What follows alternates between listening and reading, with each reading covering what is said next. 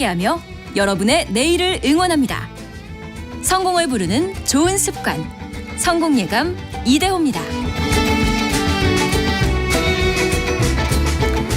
성공예감 이대호입니다. 10시 5분에 시작하는 2부가 돌아왔습니다.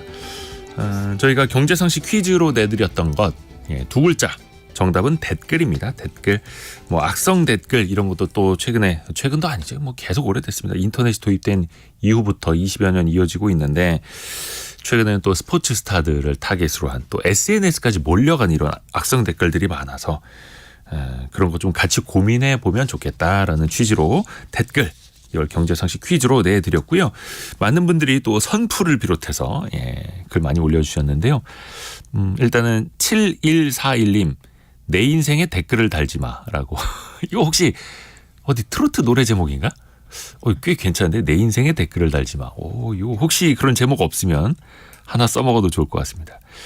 0410님이 요새는 세상이 너무 험해진 것 같아서 아쉽네요. 옛날에 정이 그리워질 때가 많아요 라고 하면서 댓글이라고 댓글을 달아주셨고요. 1113님 글 한 번 쓰려면 몇 번의 고심을 합니다. 글로 남긴 상처는 약도 없으니까요. 건강한 댓글을 응원합니다 라고 응원해 주셨고요. 그리고 2294님 댓글에 성패가 달려있는 자영업자 우리는 조심해야 합니다 라고 또 보내주셨습니다. 사실 그 악플을 쓰시는 분들 보면요, 저도 유튜브를 운영하는 입장에서 보면은 이거를 저 사람이 나한테 왜 이러지 라고 생각을 하잖아요. 견딜 수가 없습니다. 정말 힘듭니다. 근데 이거를 관점을 바꿔서 저 사람은 왜 저렇게 살까, 저 사람 참 인생이 힘든 것 같다, 저 사람 많이 어려운 상황인 것 같다라고 생각을 하잖아요. 그러면 이 세상이 또 달리 보입니다. 해서 나를 또 지키는 그런 멘탈도 잘 좀 관리를 하셔야겠고요. 이거 멘탈 관리를 해야 되는데 증시는 또 빠지네요. 이거. 코스피 코스닥 코스피는 0.2% 내린 2464, 그리고 코스닥은 1.1% 밀린 826선까지 떨어져 있습니다. 코스닥 시가총액 상위 있는 배터리 관련주들, 2차전지 관련주가 좀 많이 하락을 하고 있고요. 테슬라가 자기들 수익성이 좀 당분간 안 좋아질 것 같다 이런 멘트하면서 또 주가가 밀렸는데 그런 영향도 같이 미치는 것 같습니다. 원달러 환율은 1335원 가리키고 있습니다. 얼마 전에 저희가 이한 작가와 함께 성웅 이순신 장군의 전쟁 이야기를 해봤죠. 근데 이 전쟁에서 빼놓을 수 없는 게 바로 다양한 무기 아니겠습니까? 근데 무기에서 빼놓을 수 없는 게 또 화약. 화약은 화학이기도 하고요. 사실 현대 산업에서 빼놓을 수 없는 게 화학 분야이기도 합니다. 화학 제품 빼놓고 우리가 또 살 수도 없죠. 과학과 역사, 현실과 SF를 넘나들면서 재미있는 이야기를 해주시는 분이죠. 곽재식 작가를 모셨습니다. 안녕하세요. 안녕하세요. 곽재식입니다. 이번에는 속절없이 빠져드는 화학 전쟁사로 돌아오셨습니다. 그렇습니다. 네. 신간. 네네. 한 30-40권째 쓰고 계시다는 책 중에 또 신간이 나왔습니다. 그렇습니다. 이 책은 저 혼자 쓴 책은 아니고요. 이제 제가 이런 여러 가지 강연을 한 그 내용을 가지고 이제 글 쓰시는 작가님께서 그 내용을 이제 토대로 이제 내용을 만드시고 제가 이제 편집하는데 최종적으로 참여를 해가지고 그렇게 이제 공동 작업으로 공저 형태로 이제 나온 책입니다. 근데 이제 속절없이 빠져든다고 하니까 저희도 한번 빠져들어 보겠습니다. 네. 근데 이게 사실 화학이 어렵습니다. 어렵다고 생각할 수 있죠. 네. 그래서 화학 선생님하고 친해지기도 어렵고. 네네. 근데 우리 생활에서 가장 밀접한 게 화학이라고요. 그렇습니다. 화학이 이제 어렵다는 생각은 해볼 수도 있고 저도 사실 화학 어려운데요. 근데 이제 생활에 밀접하다는 관점에서 보면 과학 중에서 화학만큼 이렇게 밀접하고 또 어떻게 보면 우리 경제나 산업하고 관련이 깊은 게 또 잘 없죠. 이렇게 세상을 둘러보시면 화학하고 상관이 없는 게 거의 없습니다. 그냥 건물의 벽을 쳐다본다라고 해도 우리나라의 건물 대부분 콘크리트로 이렇게 돼 있을 텐데 콘크리트 재료에다가 시멘트를 발라가지고 굳히면 어떻게 굳어서 저렇게 돌처럼 튼튼하게 될까? 그냥 아무 그래나 갖다 놓고 물 뿌린다고 저렇게 굳어서 되는 건 아니잖아요. 그렇죠. 도대체 무슨 성분이 어떤 화학 반응을 하길래 저렇게 굳어서 벽이 될까? 어떤 약품을 써서 어떤 제조 공정을 거쳐서 저런 걸 만드는 걸까? 실제로 많은 기술이 들어가고 화학자들이 고민을 많이 하거든요. 이런 것부터 시작을 해가지고 하다못해 무슨 공기를 마실 때 공기가 어떻게 돼 있으면 탁해가지고 몸에 안 좋다라고 하는데 공기에 무슨 성분이 들어있으면 그게 몸에 안 좋다고 하는지 우리 수질 검사표 하면 뭐가 얼마나 들어있고 뭐는 안 들어있고 뭐 이런 거 표 같은 거 쭉 나와 있고 그래서 뭐 먹어도 좋다 안 좋다 뭐 이런 이야기 나오지 않습니까? 네. 그거는 무슨 성분은 왜 좋은 거고 어떤 성분은 왜 안 좋은 건지 이런 게 다 화학의 영역이죠. 그래서 우리가 숨 쉬고 뭐 물 마시고 이런 게 다 화학의 영역이고요. 제가 이제 여기 방금 전에 좀 대기하다가 예. 갑자기 뭐 생각이 좀 확 들었는데 좀 약간 피부에 좀 와닿는 좀 신기한 예시 뭐 이런 걸로 하나 화학이 얼마나 가까이에 있는지 예, 말씀을 예. 드리면 우리가 지금 다들 입고 있는 옷이 있지 않습니까? 네. 이 옷을 이제 뭐 실을 짠 거를 엮어가지고 천으로 만들어서 옷을 만들 텐데 네. 우리가 이제 뭐 옷 중에 뭐 순면 100% 뭐 내 옷은 뭐 다 양털 100%로 돼 있다 이런 거 아니면 네. 옷에 들어가는 그 실 천도 다 결국은 합성 섬유라고 해가지고 예. 화학의 결과로 다 만들어지는 거거든요. 근데 이게 이제 생각해 보면 어마어마한 분량을 차지하는 게 예. 우리나라에서 이렇게 차 타고 가다가 길가에서 이렇게 보면 우리 뭐 면 한국 사람들 많이 입잖아요. 면으로 된 옷. 예, 순면. 근데 면은 이제 뭐 목화에서 나온다. 네네. 그 문익점이 뭐 목화 씨를 들여와가지고 그때부터 기르기 시작했다. 우리는 거 뭐 역사 시간에 많이 배우지 않습니까? 근데 우리나라에서 길 가면서 이렇게 보면서 뭐 목화밭을 봤다. 이런 기억 뭐 떠오르신 분 잘 안 계실 거예요. 목화밭이 어디에 가면 많지. 목화밭. 뭐, 이런 그러게요. 거 얘기하실 분은 별로 안 계실 거예요. 네네네. 실제로 지금 21세기 현재 우리나라의 목화밭이 거의 제로입니다. 거의 저는 없어요. 외국에서 목화를 수입해 가지고 이 면 실을 만드는 공장도 90년대에 비하면 지금 우리나라의 공장이 20분의 1로 거의 줄었거든요. 그래서 지금은 우리나라에서 우리나라 회사들이 면을 만든다라고 하면 국내에서 생산한 목화로 혹은 국내 공장에서 면을 만드는 것보다는 면화가 많이 생산되는 목화가 많이 생산되는 해외에서 공장을 돌리는 경우가 훨씬 많아요. 그렇죠. 우즈베키스탄 뭐 이런 데 진출해 가지고 면 엄청나게 많이 만들거든요. 그런데 우리나라에서도 그런데도 불구하고 우리나라에서 이런 천, 섬유, 뭐 이런 옷감 이런 게 아직도 우리나라에서 굉장히 많이 생산되는데 뭐 목화는 재배하지도 않는데 공장도 옛날보다 많이 줄었다는데 그렇죠. 어디에서 우리나라는 그 많은 옷감을 만들어내느냐? 네. 우리나라에서 만들어내는 옷감의 다수는 네. 대부분 이런 공장에서 장비들을 가지고 노동자들이 기계를 돌리면서 약품을 섞어서 만드는 합성 섬유들이다라는 아하. 거죠. 뭐 나일론, 스판덱스 뭐 이런 것들이 있지 않습니까? 그렇죠. 그래서 재밌는 게 스판덱스 좀 친숙하잖아요. 우리 뭐 네네네. 청바지 뭐 이런 데도 많이 섞어 들어가고 네. 스판덱스 같은 우리나라 합성 섬유, 이 화학 섬유 같은 경우에는 기술이 워낙에 뛰어나기 때문에 스판덱스 같은 경우에는 세계 1위 업체가 거의 뭐 전통적으로 우리나라거든요. 네. 그래서 한국 스판덱스 생산 기업이 세계 스판덱스 생산량의 한 3분의 1 정도를 공급할 정도다라고 할 정도로 우리나라가 이 화학 기술을 바탕으로 해가지고 세계의 옷감을 대는 부분들이 많이 있습니다. 네네네. 그래서 이런 거 알고 있으면 하다못해 이제 텔레비전 프로그램 같은 걸 봐도 재밌는 게 사극 같은 걸 볼 때 사극에 나오는 사람들이 이렇게 다 백이민족이니까 흰 옷 입고 이렇게 막 나오지 않습니까? 네. 그 옷들은 의외로 실제로는 외국에서 수입한 면화로 만든 옷일 가능성이 높은 거예요. 그러니까 드라마 의상. 드라마 의상. 의상으로. 그 의상 자체는. 네. 그렇지만은 할리우드 영화에서 슈퍼히어로들이 나와가지고 이 스판덱스로 된 옷을 입고 막 싸운다라고 하면 네. 그 사람들이 입고 있는 그 스판덱스 자체는 한국에서 생산된 것일 가능성, 국산일 가능성이 오히려 더 높다라는 거죠. 그러니까 이런 게 화학으로 세상을 보면 좀 네. 이렇게 간과하고 안 보일 수 있는 것들이 보이는 부분들이 굉장히 많이 있습니다. 슈퍼맨 쫄쫄이.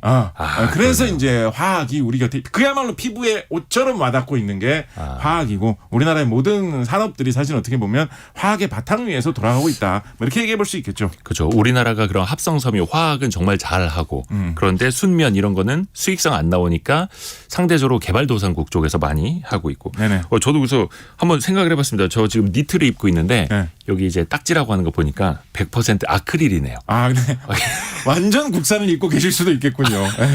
완전 국산을 입고 계실 수도 이게 정말 있겠군요. 우리 피부에 와닿고 있다. 네네. 근데 작가님이 이번에 주목하신 거는 네. 이 화학을 역사 그 중에서도 전쟁사에다가 접목을 해서 주목을 하신 거예요. 네네. 뭐 요즘에 뭐 우리 KBS에 네. 뭐 고려 거란 전쟁 뭐 이런 사극도 인기를 예. 얻고 있거니와 또 그 직전에 또 우리 또 그 이순신 장군 시리즈 영화 뭐 맞아요. 노래향 뭐 이런 것도 또 인기를 얻고 있거니와 그래서 네네네. 대중들이 좀 많이 관심을 가질 만한 주제가 전쟁이 아닌가라고 생각을 해가지고 화학 자체는 사실은 생활 속에 또 우리의 삶의 모든 곳에 다 스며 있는데 네. 그 중에서도 좀 대중들에게 좀 가까이 다가갈 수 있는 소재를 이제 찾아보다 보니까 네. 좀 전쟁하고 연결시키는 걸로 한번 이야기를 꾸며도 좋겠다라고 생각을 해서 이제 이걸 택했고요. 사실은 화학하고 전쟁하면 예. 지금 나와 있는 책들도 좀 꽤나 있거든요. 네. 근데 이제 아까 말씀하신 것처럼 제일 많이 이야기를 하는 게 이제 전쟁에서 쓰는 무기 중에 아예 화학 무기라고 하는 것들이 있죠. 뭐 독가스 종류 같은 것들. 그래서 그런 거에 대한 이야기를 다루는 책이라든가 예. 아니면 아까 말씀하신 대로 폭탄에 사용되는 이 화약이라는 거. 화약. 이게 화학 기술 없이는 개발 어디 캐서 그냥 저절로 나오는 건 아니잖아요. 다 화학 기술로 개발되는 거기 때문에 화약에 관한 책, 화학 무기에 관한 책 이런 것들 뭐 많이 있고 그다음에 뭐 여러 가지 뭐 무기를 만드는 소재에 관한 이런 책도 좀 많이 있는데 그런 좀 전형적인 내용 말고 이런 것도 화학하고 관련이 있어 뭐 그런 이야기거리들을 전쟁에서 찾아볼 수 있는 내용들하고 좀 연결시킨 그런 책으로 한번 구성을 해봤습니다. 작가님이 전공이 원래 화학이시죠? 제가 대학원 때 전공이 석사 과정 때 이제 화학이었고요. 그리고 화학 회사에서 제가 이제 쭉 일을 했었고, 근데 화학 회사에서 이제 환경 쪽 일을 하다가 박사학위는 이제 환경공학 쪽에 연구 논문을 내가지고 학위를 받아서 지금은 이제 한 사이버 대학에서 환경안전공학과에서 이제 강의를 하는 그런 일을 하고 있습니다. 대단하십니다. 근데 저도 항상 전쟁 그러면 그냥 화학 하면 화약밖에 생각이 안 나는데 네네. 요즘에 그 최첨단 무기도 사실은 발사체는 다 그 화약으로 시작이 되는 그렇죠. 거고요. 근데 화약 말고도 다른 무기들도 예를 들어서 청동기 시대까지도 네. 이게 그 화학으로 맥이 닿는 게 있어요.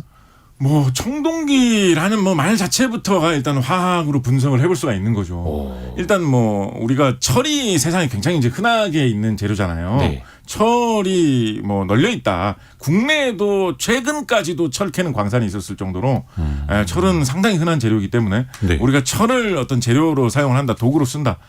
지금 뭐 어떤 사람이 칼을 하나 가지고 왔다라고 하면 저 칼은 주성분이 철이겠네. 다들 네. 생각할 정도로 철이 흔한 소재인데 네. 왜 청동기 시대에는 철을 재료로 사용하지 않고 청동을 재료로 사용했을까? 네. 이런 것부터 사실 따지고 보면 이게 화학 문제가 있는 거죠. 철에 비해서 구리가 녹는 점이 더 낮기 때문에 그렇죠. 끓였을 때 더 잘 녹아 나온다. 철은 훨씬 더 산화가 잘 되기 때문에 즉 녹이 잘 생기기 때문에 지구상에서 철을 캐보면 다들 녹슨 상태처럼 철이 다 나오거든요. 네. 철광석이라는 상태에서는. 그래서 그걸 우리가 쓰는 철로 만들기 위해서는 그거를 녹슨 상태가 아닌 생철 같은 상태로 바꿔주기 위한 그 과정이 같이 들어가 줘야 돼요. 근데 이런 거 화학에 대해서 지식이 없기는 경험적인 지식이라도 없으면 생각하기 어렵거든요. 근데 그에 비해서 구리는 녹이 잘 안 쓸지 않습니까?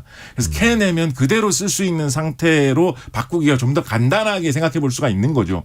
그렇다 보니까 구리를 최초의 재료로 좀 더 접하게 되었고, 근데 구리는 그렇게 철처럼 단단한 강도가 나오지 않기 때문에 네. 거기에 주석이라는 다른 재료를 섞어서 합금을 만들면 강도를 좀 높일 수가 있어서 구리와 주석의 합금인 청동을 이용을 해서 최초로 사람들이 금속 도구를 만들기 시작했고, 어떻게 하다 보니까 어떻게 생각해 보면 좀 어떻게 보면 이게 역사의 비극이기도 한데 네. 그런 강한 도구가 나왔기 때문에 사람들이 이제 전쟁이라는 그런 행위를 대규모로 할 수 있게 되었다라고 본다면 문명의 시작, 전쟁의 시작부터 화학과 연결이 되어 있다. 뭐 이런 얘기를 좀 해볼 수 있겠죠. 그러네요. 이게 강력한 또 무기가 나오면서 정복도 이제 시작이 됐던 거고. 네네. 근데 이제 최근으로 시간을 조금 당겨 보면 러시아 우크라이나 전쟁, 또 이스라엘과 하마스 이쪽의 네네. 전쟁도 이 화학을 빼놓을 수가 없겠죠. 화학적으로 볼 수 있는 틀이 있습니다. 예. 일단 우크라이나 전쟁 같은 경우에는 우크라이나 전쟁에 대해서 해설을 하는 사람들이 굉장히 군사 분야의 큰 전환점이다라고 많이들 이야기를 하는 게 네. 드론의 중요함이 굉장히 커졌다. 네. 드론이 이렇게 엄청난 무기가 될지는 뭐 말은 많이 하고 있었지만 실전에서 이 정도일지는 몰랐다. 다들 드론 대비를 해야 된다. 이런 얘기를 지금 전 세계 뭐 군사 전문가들이 하고 있는 동향인 것 같거든요. 그렇죠. 실제로 요즘 뭐 러시아의 탱크들 전차들이 움직이고 있는 모양을 보면 탱크 위에다가 어떻게 보면 좀 조잡해 보이는 철망 같은 거 이런 거를 막 이제 두르고 막 가는 그런 모습들이 많이 보이는 게 진짜 거의 우산 쓰고 다니듯이. 드론 같은 게 갑자기 나타나가지고 위에 폭탄 같은 거 떨어뜨리고 가는 거 그게 의외로 견제할 수 있는 방법이 마땅치 않고 굉장히 피해가 크다라고 해서 예로부터 러시아는 육군이 강하고 육군 중에서 러시아 전차 군단이 엄청난 위력을 갖고 있을 거다. 뭐 그런 게 이제 유럽 국가들이 항상 공포에 질려 있었던 것인데 그 러시아의 강력한 전차 군단이 드론 때문에 굉장히 고생을 하고 있다라는 게 우크라이나 전쟁에서 그렇죠. 세계에 보여주고 있는 어떤 교훈 같은 것인데요. 생각을 해보면 드론 뭐 여러 가지 용도로 많이 사용하고 있지 않습니까? 요즘 뭐 방송에서도 드론 없이는 뭐 촬영이 안 된다라고 할 정도로 드론을 엄청나게 많이 사용하고 있는데 드론을 도대체 왜 이렇게 우리가 갑자기 2010년대 중후반부터 많이 쓰게 됐을까라고 생각을 해보면 예. 이유가 좀 금방 안 떠오를 수 있어요. 드론 이렇게 뭐 프로펠러처럼 생긴 로터라고 하는 헬리콥터처럼 생긴 그런 걸 돌려가지고 날아다니는 그런 그쵸. 거고 뭐 이렇게 원격 조정을 해가지고 움직이는 건데 원격 조정하는 장난감 이런 거 80년대 90년대에도 있었던 것 같고 그렇죠. 헬리콥터처럼 이 프로펠러 돌려서 날아오른다는 원리를 뭐 40년대 50년대에도 사람들이 알고 있었던 것 같은데 드론이라는 게 왜 그 옛날에는 별로 활용이 많이 안 되고 있다가 최근 한 10년 사이에 왜 이렇게 많이 활용되고 있을까 생각을 해보면 결국은 그 이유는 어디에 있을까요? 배터리에 있다라는 결론으로 이제 쉽게 이어지게 되는 거죠. 네. 이 드론이 하늘을 날아다니는 이런 비행체가 오래 실용적으로 활동을 하려면 가벼운 무게로 떠올라서 오래 돌아다닐 수가 있어야 되는데 그렇게 하려면 가벼우면서도 오래 가는 배터리가 꼭 필요했는데 바로 그 배터리 역할을 해줄 수 있는 리튬 이온 배터리가 최근에 싼 값으로 성능이 좋게 대량 생산해서 퍼지고 있다 보니까 드론이라는 게 실용화가 된 것이거든요. 네. 근데 이게 참 묘한 게 뭐냐면 이 리튬 이온 배터리를 개발하는 사람들이 리튬 이온 배터리를 개발해 가지고 우리가 무시무시한 무기를 만들어서 러시아군을 막아보자라고 하면서 리튬 이온 배터리를 개발한 게 아니고 네. 리튬 이온 배터리가 최초로 양산된 나라가 혹시 어딘지 아십니까? 최초로 양산이 된 나라. 최초로 양산된 나라. 어딜까? 우리나라. 일본에서 최초로 양산됐고요. 일본이 잘 제일 짚으셨습니다. 빨랐죠. 우리나라가 두 번째입니다. 네네. 우리나라가 두 번째고 일본에서 최초로 양산됐는데 그래서 이제 일본 과학자분이 리튬이온 배터리 개발한 공으로 노벨 화학상도 막 네네. 받고 이러셨죠. 일본의 회사에서 리튬이온 배터리를 최초로 어디에 왜 개발했냐고 하냐면 벌써 이제 좀 추억의 이름이 되었는데 네. 예전에 이렇게 들고 다니는 휴대용 카세트 이런 거 젊은이들이 많이 들고 다녔잖아요. 휴대용 CD 플레이어 이런 거 이제 90년대 굉장히 유망했지 않습니까? 네네. 요거 젊은이들이 작고 가벼운 기계로 돌아다니면서 오래 쓰게 하려면 오래 가는 배터리가 필요해가지고 그때 당시에 그런 휴대용 가전 제품을 위해서 일본 회사들이 기술력을 집중해가지고 만든 게 리튬이온 배터리고 맞아요. 그거를 우리나라도 따라잡아가지고 우리나라에서도 전자회사가 이거 제일 먼저 사용하기 시작했죠. 그렇게 해서 개발된 게 리튬 이온 배터리였는데 네. 이게 성능이 워낙 좋다 보니까 뭐 자동차에도 사용되게 되고 요즘은 드론에도 사용되게 되고 그래서 그게 영향을 미치고 이 화학이라는 리튬 이온 배터리를 개발하는 이 화학 반응이라는 이 화학을 연결고리로 영향을 미쳐서 결국은 우크라이나 전쟁이라는 전쟁의 양상도 드론을 통해서 바꿔놓았다. 뭐 이런 희한한 관계가 역시 화학을 알면 보이게 되는 거죠. 그러게요. 하마스의 이 가자 지구 전쟁 같은 경우에는 네. 보다 좀 직접적인 관계가 있는 것이 이 하마스가 처음 이번 전쟁에서 처음 이스라엘을 공격했을 때 뭐 제일 많이 보도됐던 것이 하마스에서 엄청난 양의 로켓을 이스라엘로 뭐 많이 한꺼번에 쏘아가지고 네. 단시간 내에 많은 공격이 오다 보니까 뭐 이스라엘의 방어 체계도 그걸 잘 막지 못했다. 뭐 그걸로 전쟁 소식이 처음 막 전해지고 하지 않았습니까? 네. 하마스에서 어떻게 이렇게 많은 로켓을 개발을 했을까라고 이야기를 하면 예. 이제 많은 사람들이 이야기를 하는 게 흔히 이제 어떻게 보면 하마스의 거의 상징 무기라고 할 수 있는 가삼 로켓이라고 하는 그 무기를 많이 이야기를 합니다. 가삼 로켓이라는 게 이제 뭐 물 배관 파이프 같은 거 이런 거 자른 다음에 네. 거기에다가 일상생활에서 흔히 구할 수 있는 그런 재료를 잘 배합해서 넣어가지고 예를 들면 뭐 설탕, 뭐 비료 재료. 무슨 뭐 제초제 재료 이런 거 구해가지고 잘 섞어가지고 거기 뭐 흙 같은 거 좀 섞고 모래 같은 거 좀 섞고 잘 그 배합 레시피가 있거든요. 그렇게 해서 로켓을 만들 수 있는 그렇게 거예요? 해가지고 로켓을 만들면 거의 뭐 단가가 뭐 예전에 한 40만 원에 만들 수도 있었다라는 이야기도 있고요. 싸게 뭐 요즘에도 뭐 단가 100만 원 이하로 로켓 하나씩을 만든다라고 해가지고 그 정도 단가면 사실은 뭐 큰 빌딩에 큰 유리창 하나 재설치하는 값 그 정도 가격이거든요. 근데 그거를 이스라엘에 날려보내가지고 공격을 하는 것을 이 하마스는 시도를 한 것이 전통적으로 이거를 개발해서 해오고 있는 것이니까 이런 거는 사실은 어떤 화학적인 지식을 이용을 해가지고 우리가 일상생활에서 쉽게 구할 수 있는 것으로 로켓 연료를 만든다면 어떻게 할 수 있느냐. 어떻게 보면 약간 맥가이버리즘이죠. 요즘에 이제 뭐 맥가이버를 아는 것을 무엇인지 모르시는 분들도 많아지셨습니다만. 90년대 초반. 그래서 그런 방식으로 사실은 이 전쟁이 어떻게 보면 시작됐다라고 할 수 있기 때문에 정말 요소요소의 사람의 삶에 중요한 일에는 화학이 개입이 안 되는 데가 없구나. 전쟁을 보면서도 충분히 그 생각할 수 있다고 생각합니다. 그러네요. 이 화학을 어떻게 이용하느냐에 따라서 이게 악이 될 수도 있는 거고요. 뭐 형후남님이 박사님 숨은 쉬시는 거죠라고. 네. 또 화학 반응은 몸에서도 이루어져야 되기 때문에 항상 산소를 드시고 이산화탄소를 내뱉는 화학 항상 하고 있죠. 근데 그 틈이 느껴지질 않아가지고. 네네. 네. 재밌습니다. 조금 더 시간 여행을 가볼까요? 삼국시대. 우리나라 네네. 삼국시대로 가서도 신라가 삼국통일하는 과정에서도 이 중요한 무기가 쓰였다고 하죠. 화학으로. 네. 신라의 삼국 통일 전쟁에서 중요하게 뭐 몇 차례 등장하는 무기인데 네. 의외로 우리에게 아주 가깝게 와닿지는 않는 무기로 뭐가 있냐면 뭐 요즘 자주 쓰는 말로 하면 이제 투석기라고 하는 네. 그 돌을 날려보내는 그 기계, 네. 그게 있습니다. 보통 이제 투석기 하면 이제 외국 전쟁 영화 같은 데서 중세 시대에 막 기사들이 싸우는 네. 성을 공격하기 위해서 싸우는 그런 이제 무기로 이제 좀 많이 등장한 그런 경향이 있고, 그렇죠. 아니면 뭐 그런 무대를 비슷하게 옮긴 뭐 반지의 제왕 같은 그런 판타지 영화 같은 데서도 이제 투석기 쓰는 장면이 좀 많이 나오는데 네.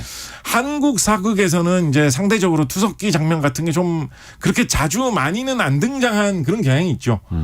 뭐 몇 가지 이유를 요즘에는 또 좀 나오는 경향도 있는데 네. 그게 어떻게 보면 좀 화려한 볼거리가 되다 보니까 이유를 생각을 해보면 우리나라는 세계사적으로 보면 일찌감치 화약 무기 대포를 좀 빨리 도입한 편에 속하는 나라라 가지고 그렇죠. 뭐 임진왜란, 뭐 명량, 한산, 노량 이런 뭐 영화 뭐 드라마 찍는다라고 하면 사실은 뭐 대포를 쏘니까 그렇죠. 굳이 뭐 투석기 돌 던지는 무기 보여질 이유가 별로 없고 삼국시대나 뭐 이런 고려시대 이런 때를 배경으로 한 전쟁 사극 같은 거는 사실은 좀 덜 만들어진 경향이 있다 보니까 좀 많이 안 만들어진 경향이 있다 보니까 돌을 날리는 기계는 좀 못 본 경향이 있고 예. 또 현실적으로 생각을 해보면 그런 장면을 만들려면 좀 제작비가 또 좀 많이 들지 않겠습니까? 투석기는 또 크니까.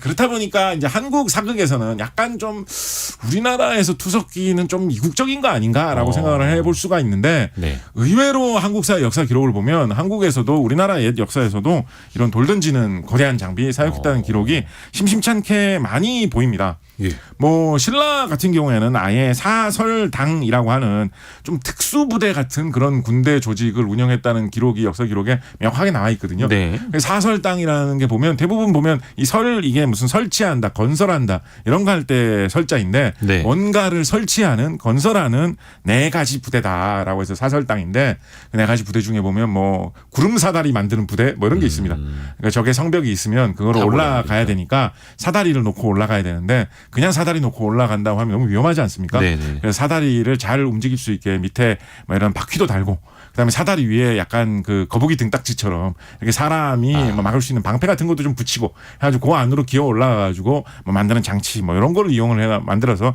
사용을 했는데 뭐 그런 거 만드는 부대 뭐 이런 게 사설당에 포함되어 있었는데 이 사설당 부대 중에 보면 석투당이라는 게 있거든요. 네. 그래서 이제 직역하면 이제 돌 던지는 부대인데 네네네. 돌을 뭐 사람 손으로 던지는 부대인데 굳이 무슨 뭐 석투당 뭐 이런 식으로 굳이 이름을 만들어 놨을 것 같지는 않으니까 네. 아마도 돌 던지는 그런 장치를 만드는데 전문화된 부대가 상시 운영되고 있지 그 시절의 않겠느냐. 포병 부대. 그렇죠. 네네네. 어떻게 보면 이게 이제 학자들에 따라서 생각이 약간 엇갈리는데요. 이게 포병 부대였다라고 보는 시각도 있고요. 예. 포병 부대라는 거는 어떻게 보면 전투 상황에 따라서 곳곳에 다 나가서 싸워야 되는 건데 네. 이게 부대 하나만 이렇게 있었다라는 걸로 볼 때는 포병 부대가 아니라 포 그 자체를 만드는 포 생산 부대였을 가능성도 있다로 보고 있는 그런 시각도 있습니다. 이거 말고도 뭐 여러 가지 전투에서 네. 뭐 투석기, 돌 날리는 이런 기계가 사용되었다라는 기록이 있는데요. 좀 이렇게 극적으로 보이는 내용으로는 어떤 전투가 있냐면 661년에 북한산성 전투라고 흔히 부르는 전투에서 이 돌 날리는 기계, 이 투석 장치가 대량으로 사용되었다라는 기록이 있는데 여기 북한산성은 지금 말하는 북한산성하고는 다른 곳으로 대부분 추정을 하고 있고요. 네. 지금의 서울 광진구 뭐 아차산이 있는 그쪽쯤이 아니었을까로 좀 보고 있는데 아하. 661년이면 신라가 백제를 멸망시킨 후거든요. 네. 그러니까 이제 고구려 혼자만 남은 상황인 거예요. 네. 그래서 고구려가 이래서는 안 되겠다. 신라가 너무 위험해졌다라고 해가지고 신라가 백제를 멸망시킬 때 중국 당나라하고 손을 잡고 백제를 멸망시키지 않았겠습니까? 네. 그래서 신라가 당나라하고 소통할 수 있는 그 길을 끊어야 되겠다라고 생각을 하고 고구려가 신라에서 당나라로 나가려면 서해안 쪽으로 가야 되니까 네. 그 신라의 수도인 경주하고 서해안하고 그 중간 지점에 있는 한강 주변을 차단하기 위해서 이 서울 광진군 쪽을 공격을 한 거죠.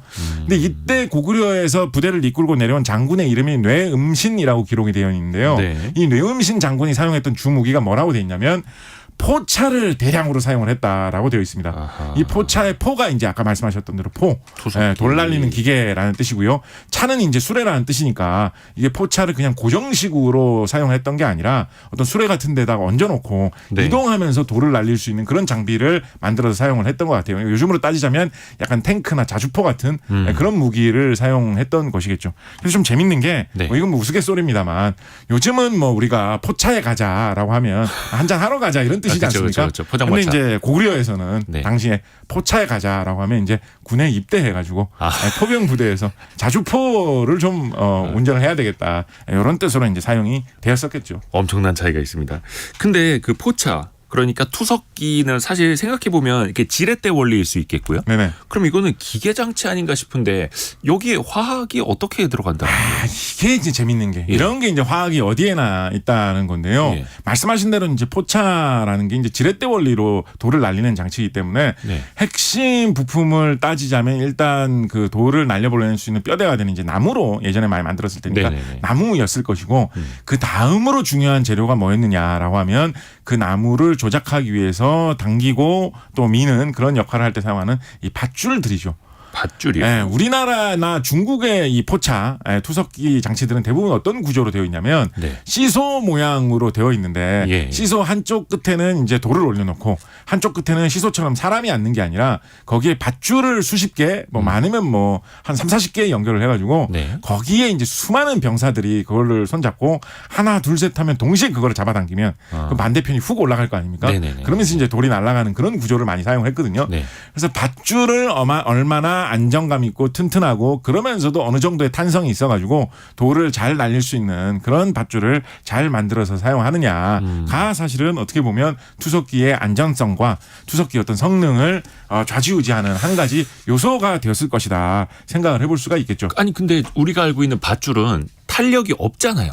이게 탄력이 늘어납니까? 밧줄이? 탄력이 별로 없죠. 근데 네. 이제 탄력이 제로가 되면 밧줄처럼 그렇게 사용을 할 수가 없기 때문에 또 약간의 탄력은 있어야 되는 거죠. 그러니까 네. 좋은 지적을 해주셨는 게 그거를 탄력을 적절한 수준으로 우리가 딱 원하는 정도의 탄력이 올 정도로 자유자재로 우리가 조정을 할 수가 있다.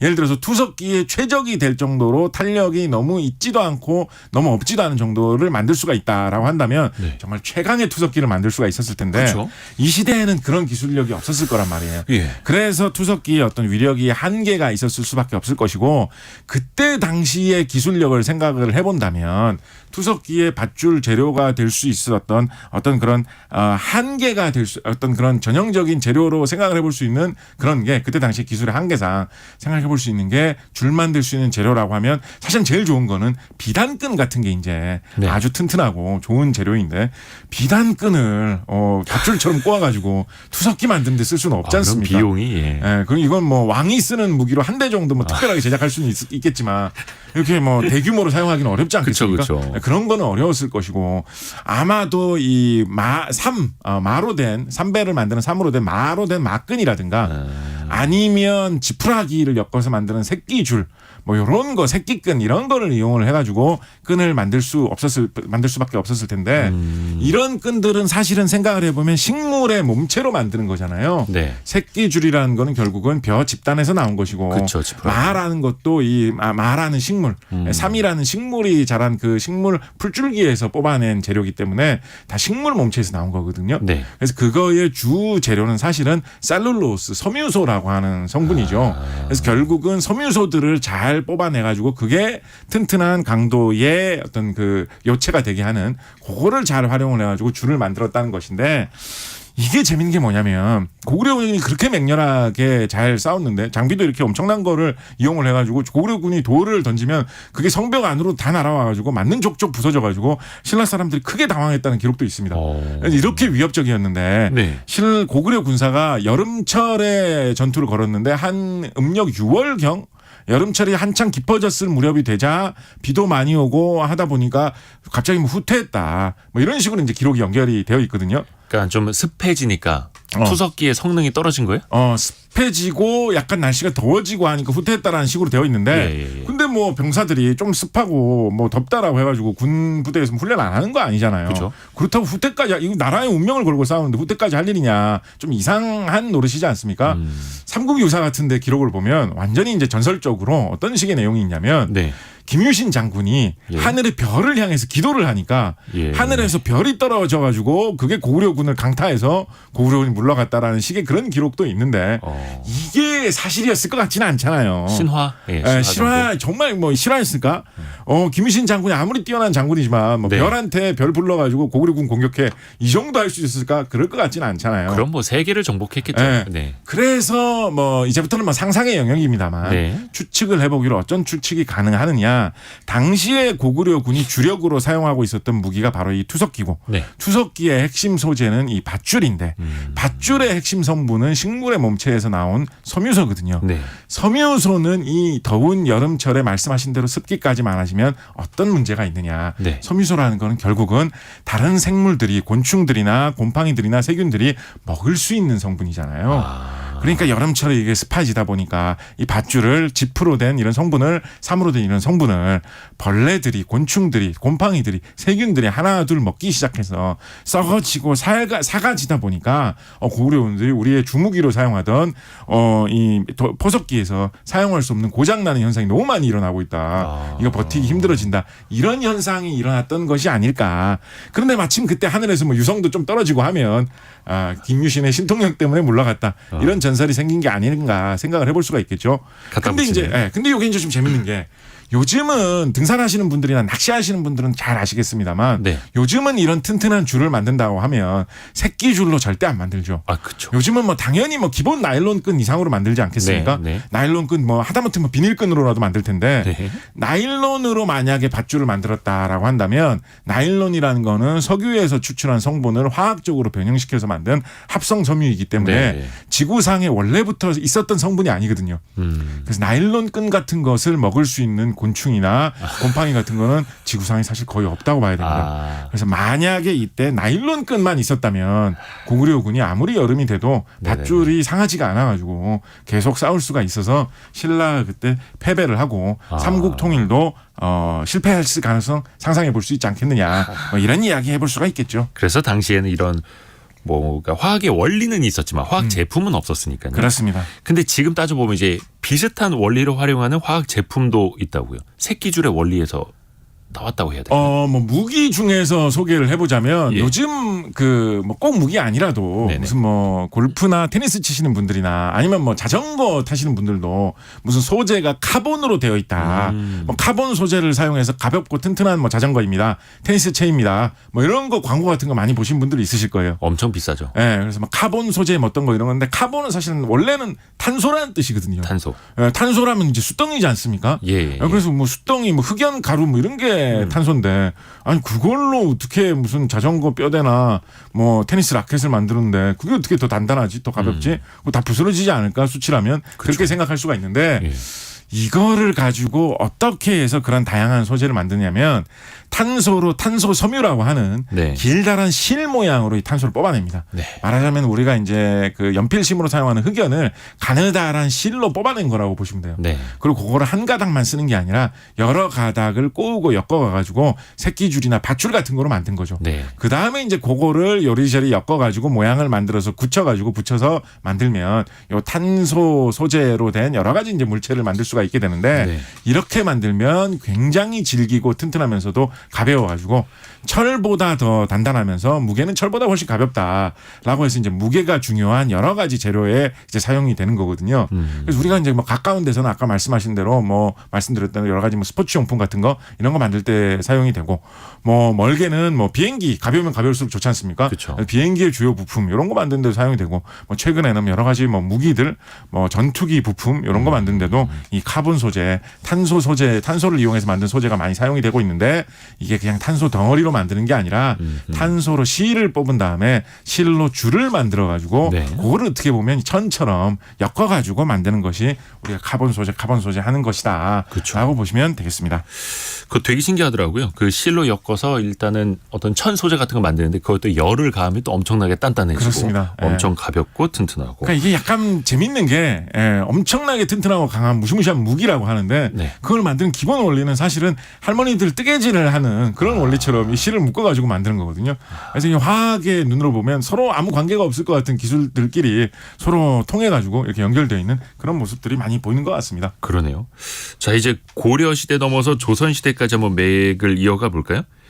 이성계 장군의 그 위화도 회군, 요동정벌 여기랑도 재미있는 화학적 관점으로 볼 수 있는 이야기가 있다고. 요거는 뭐 우리가 어떻게 보면 이 이야기에는 관심 많으신 분들은 예. 알게 모르게 흘려서 들어서서 기억에 남으신 분들도 많이 계실 텐데 네. 그걸 화학의 눈으로 보실 생각까지는 좀 안 하신 분들 꽤 계실 거예요. 그렇겠죠. 이게 뭐 무슨 말씀 드리려고 하냐면 오늘 뭐 최근에 뭐 이방원 뭐 이런 분 소재로 다룬 또 정도전 뭐 이런 KBS 사극에서도 다룬 이야기로 조선을 세운 이성계가 결정적으로 고려를 장악할 수 있었던 사건으로 얘기하는 게 이제 위화도 회군이라고 하는 네. 사건이 있습니다. 그렇죠. 그래서 이제 중국 명나라를 공격을 해가지고 요동 지역을 고려가 차지하도록 해라라고 해서 이제 군사를 주어가지고 네. 이성계한테 보냈는데 네. 이성계가 가다가 어떻게 보면 명나라 땅으로 진입하기 직전인 압록강인 이제 위화도에서 이거 도저히 못 싸우겠다라고 해가지고 군사를 돌려서 그쵸. 오히려 고려의 수도로 다시 되돌아와가지고 고려 전체를 어떻게 보면 차지한 그쵸. 뭐 이런 사건이 이제 위화도 회군이라고 할 수가 있겠죠. 근데 이때 당시에 이성계가 명나라 싸우라고 하면 어떻게 보면 뭐 군인이 지시가 내리면 명령에 따라서 싸우는 게 어떻게 보면 당연하지 않습니까? 네. 근데 도저히 못 싸우겠다라고 하면서 이제 내세웠던 뭐 이유로 사불가론 뭐 이런 식으로 흔히 이야기하는 네. 이 전투는 불가능하다라는 걸로 제시했던 뭐 4가지 이유가 있는데 네. 거기에 보면 이제 명나라는 큰 나라고 고려는 작은 나라인데 국력의 차이, 나라의 격 차이가 현저한데 어떻게 이거 전쟁을 거느냐 뭐 그렇죠. 이런 이유부터 시작을 해가지고 지금 이제 여름철인데 사람들이 농사를 지어야 되고 경제에 힘써야 될 시기에 이럴 때 전쟁 일으키는 바람직하지 않다 뭐 이런 이유까지 여러 개가 있었는데 그 중에 한 가지 좀 재미있는 이유, 아주 화학적인 이유 중에 하나로 뭐가 있냐면 이런 네. 이유를 제시합니다. 지금은 여름철이고 비도 많이 오는 그런 습기가 있는 철이기 때문에 화살을 쏘는 활에 교가 풀릴 수가 있다. 라는 이런 거를 이유 중에 하나로 이 나라의 운명을 건 아주 중요한 이유로 활에 교가 풀릴 수 있다라는 이런 이야기를 제시를 합니다. 활에 교가 풀린다는 게 어떤 의미예요? 그러니까 교라는 게 이제 우리 요즘에 조금 더 친숙한 말로 사용해 보면 이제 악교 뭐 이런 거 할 때 사용하는 접착제. 그렇죠. 그 접착제라는 뜻으로 사용하는 말입니다. 교라는 네. 말이. 그래서 이제 이성계 장군이 자신의 운명을 걸고 고려를 먹기 위해서 큰 어떻게 보면 군사 쿠데타라도 할 수 있는 거대한 군사적 행보를 앞두고 네. 제시한 명분 중에 중요한 4가지 중에 한 가지가 예.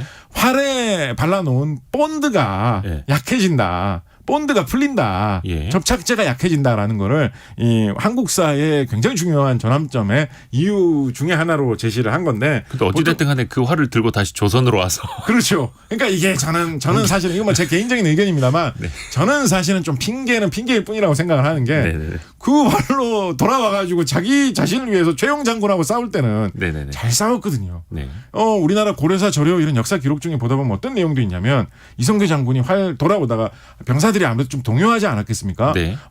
항상 나라에 충성해야 되는 군인들인데 이렇게 방향을 돌려가지고 고려의 수도를 이렇게 쳐들어와도 되나? 다들 동요했을 것인데 네네네. 이성계 장군이 병사들의 사기를 올려주기 위해서 자기 활을 이용을 해가지고 멀리 떨어져 있는 소나무를 한번 쏘거든요. 예. 소나무 정중앙에 아주 멋지게 맞아가지고 예. 소나무가 거의 뭐 박살날 정도로 제대로 화살을 명중시키는 그 장면을 병사들 앞에서 보여줘가지고 네. 봐라 내가 이렇게 뛰어난 장군이다. 과시를 하니까 병사들이 저 장군을 믿어도 되겠다라고 해서 사기가 살아나는 그런 장면이 역사 기록에 묘사가 되어 있는데 네. 이런 장면을 보면 사실은 뭐 활에 뭐 본드 문제 별로 없었던 거 아니야?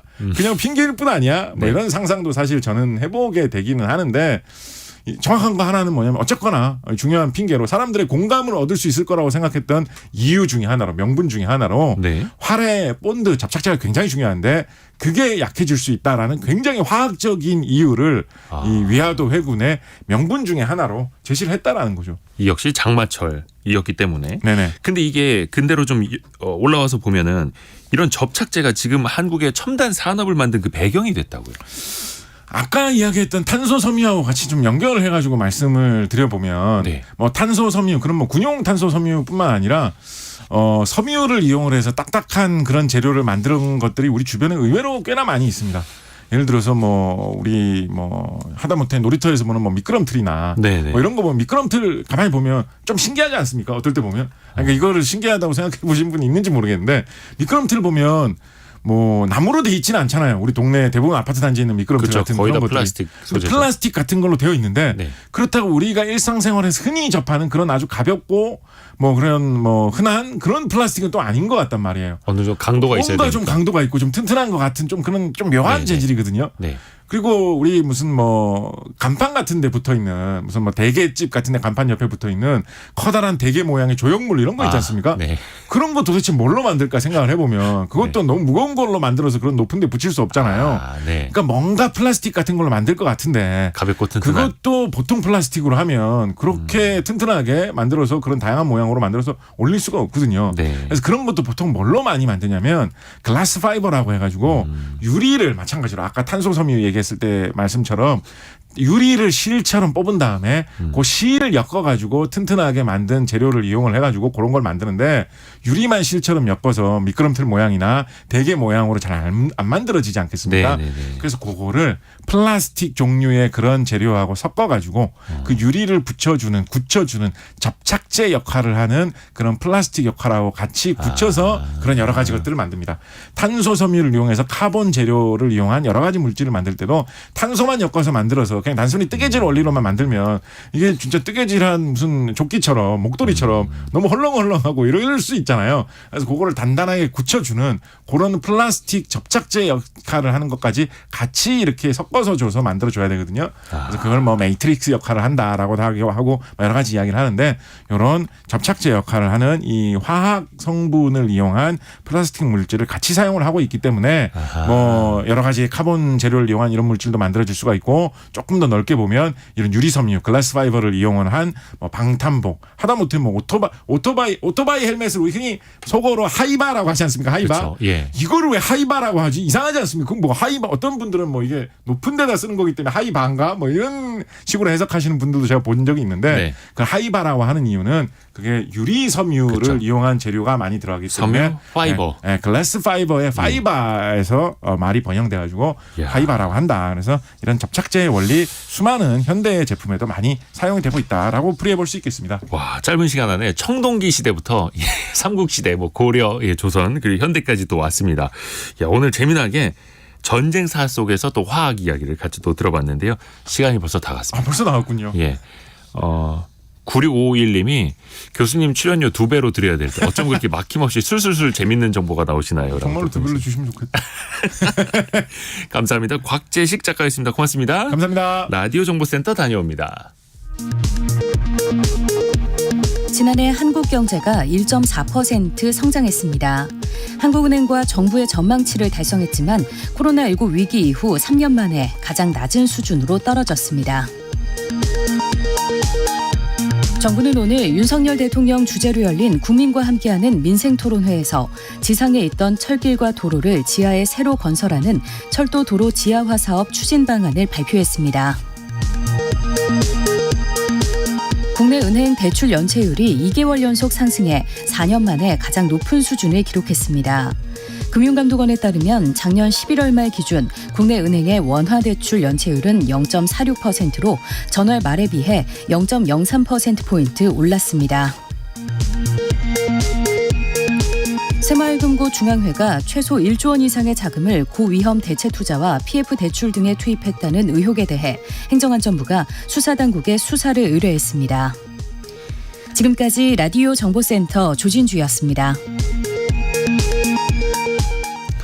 여러분의 질문에 답을 해드리는 시간 애프터 서비스 시간입니다. 곽지연 리포터 안녕하세요. 네, 안녕하세요. 자, 어떤 질문 들어와 있나요? 네, 1300번님이 보내셨습니다. 레드오션 그리고 블루오션 어떤 점이 다른가요? 라고 문자 보내셨습니다. 우리가 참 습관적으로 많이 쓰는 표현인데 제대로 설명을 좀 안 해드렸었네요. 레드오션은 정말로 경쟁이 치열한 시장. 네, 어떻게 보면 진짜 피를 흘릴 정도로 비투비게. 예, 그렇게 경쟁이 심한 시장을 레드오션이라고 하고요. 그 경쟁이 심해지다 못해서 시장이 죽어버리면 블랙오션이라고도 합니다. 또 반대로 블루오션이라는 말 있죠. 네. 블루오션은 정말 넓은 푸른 바다처럼 넓은 시장. 경쟁이 사실상 거의 없는 시장을 블루오션이라고도 하고요. 네. 또 그린오션은 친환경 제품으로 그 시장을 열어갈 때 그 시장을 그린오션이라고도 하고요. 또 틈새 시장이란 것도 있죠. 네네. 뭐 영어로 이제 니치 마켓이라고도 하는데 경쟁자들이 있지만 그 틈새에서 내가 뭔가를 벌어갈 수 있을 때 그걸 이제 또 틈새 시장, 니치 마켓 이렇게도 표현을 합니다. 다양하네요. 네. 이어서 4975번님은 비행기 탈 때 몸무게 재는 거는 아니 이거는 개인정보보호 위반 아닌가요? 라고 보내셨는데요. 위반은 아닙니다. 이 항공업계에서는 몸무게를 측정한다고 이 승객의 개인정보 침해에 대한 우려는 하지 않아도 된다 이런 입장이에요. 그러니까 우리가 이 승객이 이 준비된 체중계 우리 몸무게에 잴 때 그 체중계에 올라가는 건 아니고요. 이 센서로 몸무게를 측정을 하는 겁니다. 그러니까 승객이 원하지 않으면은 몸무게 측정 거부하셔도 됩니다. 네. 그리고 이거는 개개인의 정보는 비식별, 그러니까 식별되지 않도록 처리를 한다라는 것도 있고요. 네. 김희동 님이 네. 쌀이 남아돈다는데 막상 구입할 때 쌀값이 전보다 올랐던데요. 어떻게 된 일인가요? 라는 질문 주셨네요. 네, 정말 몰랐습니다. 그러니까 쌀 우선 가격 볼게요. 1월 17일 기준으로 해서 쌀 20kg 중풍 평균 도매 가격은 47,000원입니다. 지난해 이맘때보다 1,800원 정도는 올랐어요. 예. 이렇게 쌀값이 오른 이유 첫 번째 쌀 재배 면적이 줄었기 때문입니다. 이 정부가 쌀 가격 하락을 막기 위해서 시장 격리로 공급량 조절했고요. 이 쌀값 안정을 위해서 재배 면적 감축했습니다. 그럼 어느 정도냐? 지난해 벼 재배 면적은 70만 8천 헥타르예요. 2020년 대비 2.6% 감소했고요. 이 기록은 1975년 통계 작성 이후 역대 최소 면적입니다. 또 한 가지 이유는 산지 재고량이 많이 줄었는데요. 지난 2022년 10월부터 12월에 수확한 쌀을 저가로 대량 방출한 거죠. 그래서 재고량이 많지 않고요. 그러면서 자연적으로 벼 가격도 올랐습니다. 지난해 4월 벼 거래 가격을 보면은 40kg 한 포대당 5만 8천 원이고요. 또 지난해 7월에는 그 6만 8천 원까지 올랐습니다. 그러니까 10,000원 올랐죠. 그러니까 이렇게 우리나라만이 아니라 전 세계적으로 쌀 가격 오르고 있습니다. 그 원인은 바로 기상 문제, 기후 변화 때문이에요. 이 해수면 온도가 올라가는 엘니뇨 현상으로 이 동남아시아 주요 곡창지대에 가뭄이 났고요. 그러면서 쌀 수확량이 급감했습니다. 또 여기에 인도에서는 물가 안정을 하기 위해서 쌀 수출을 중단한 거죠. 아하. 그러면서 가격 인상을 부추기게 됐습니다. 짧게 하나만 더 들어볼까요? 네, 이화랑님, 이 부동산 직거래할 때 주의할 점 궁금합니다. 이거 중요한데 시간이 될까요? 그 부동산 아파트도 직거래하려는 사람들 많아지고 있다는 소식 전해드렸는데 제일 중요한 게 네, 이 사람의 집이 맞는지 아니겠습니까? 네, 그래서 부동산 등기부 등본, 신분증, 도장, 그다음에 그 사람의 계좌, 주민등록 등본이 모두 일치하는지를 확인하는 게 사실은 시작이자 끝일 겁니다. 그러니까 그 사람 그 이름으로 돈을 입금해야 나중에도 법적 효력이 생길 수 있다라는 거고요. 혹시나 실수하시지 않게 잘 좀 챙기셔야겠습니다. 네, 곽지현 리포터 함께했습니다. 고맙습니다. 네, 고맙습니다. 성공예감 2대5입니다. 1부, 2부 바쁘게 달려왔고요. 내일 아침 9시 5분에 또 좋은 소식 가지고 돌아오겠습니다. 성공예감은 오늘도 여러분을 응원합니다.